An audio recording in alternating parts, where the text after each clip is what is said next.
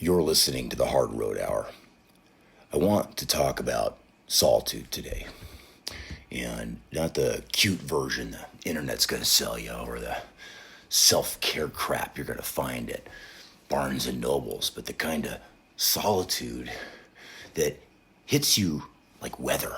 It's the kind that corners you. It's the kind you don't choose. It chooses you.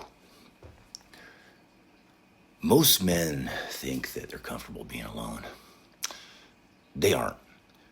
They're just comfortable being unnoticed, right? And that's very different.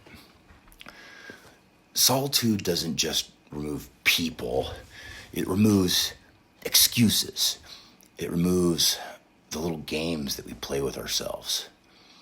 All that background noise that keeps us distracted from the actual truth. Solitude is it's like a mirror, right? You hold up to yourself and that mirror doesn't blink. And most men don't like what they see the first time they get a clear look. You know, that first impact, when you meet yourself and you have no defenses up, when you step into a real solitude, it's the kind without a screen, right? Without any music playing, without someone else's thoughts running your mind. You find out very quickly whether you're built on a rock or on rot. And it's humbling. It's almost insulting, because you realize how much your identity was stitched together by just noise, right? And by noise, I mean like your ego, reactions, or just the easy path. Most men we're not haunted by demons, but we're haunted by this version of ourselves that we try to avoid. And solitude, it takes that version and it just drags it into the light. I think that's why most men avoid it. Because solitude, it calls out your cowardice long before it's going to call out your strength. But here's the thing, right? That confrontation, it's actually the beginning of a transformation. Because I think the world fears men who go into the quiet.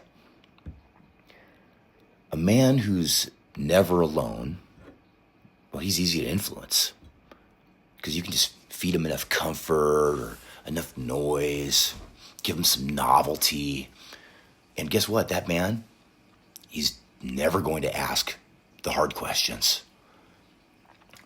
But a man who leaves all that behind, even if just for a few hours, you can almost hear the mountains shifting around him, because his posture changes, his breathing evens out. You know, like focus, it just sharpens. Basically, your mind just stops absorbing and starts cutting. And you can feel it. People feel it from you. They're going to back up a little, not because you're hostile, but because you're self-possessed, centered, predictable, but in the right kind of way, and unpredictable in the dangerous way that men are supposed to be. A man like that, he stops flinching, stops apologizing for existing. He doesn't bow to weak opinions or to emotional wins. And I think that's the kind of man that the world tries to tame by calling him cold, intense, or too serious, or just a toxic man. But that's the mountain inside him. That's solitude shaping bone.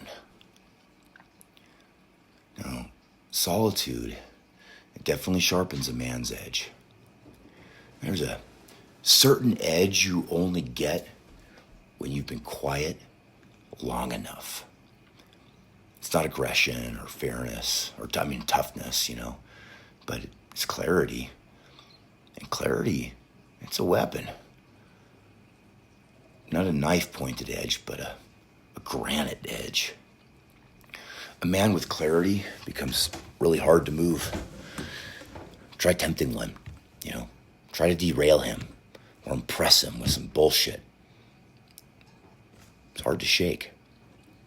A man's wants will shrink into that purpose, and his fears shrink into the challenges. If there's any anxiety, it just disappears into the tasks. And excuses, I think they kind of disappear. And this is why solitude can be uncomfortable at first, because it forces you to drop everything that isn't truly yours. And most men have been carrying other people's ideas and other people's expectations, their fears, and they do that for years without realizing it. The solitude burns that off, all of it off, like a fog under that rising morning sun. The dangerous part is that you become who you were supposed to be, right? Let me say this plainly. A man who's good at solitude is a man who's hard to manipulate. Because that man's not going to chase validation. He doesn't bargain with his own standards. That man's not going to outsource his identity, and he doesn't need to be seen to know who he is. That man becomes uncompromising and measured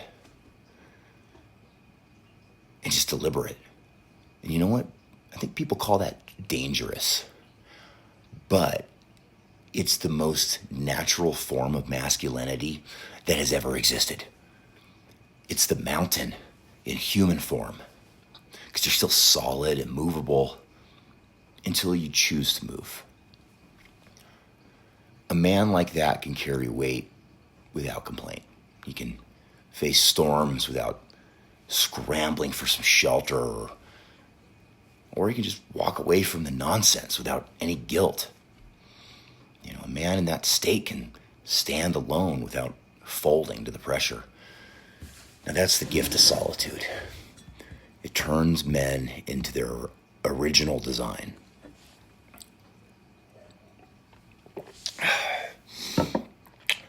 So if solitude has been tapping on your door lately, don't run from it. Don't drown it in more noise or smother it under entertainment. Open that door and let it in. Stand in the quiet long enough for the truth to catch up to you. You know, long enough for your instincts to wake back up. Long enough for your excuses to just die off. Enough for the man underneath your habits to step forward. Solitude doesn't shrink you. It's going to strip you. It's going to sharpen you. And it's going to bring you back to the hard road you were built to walk. Walk steady. Just go build something real.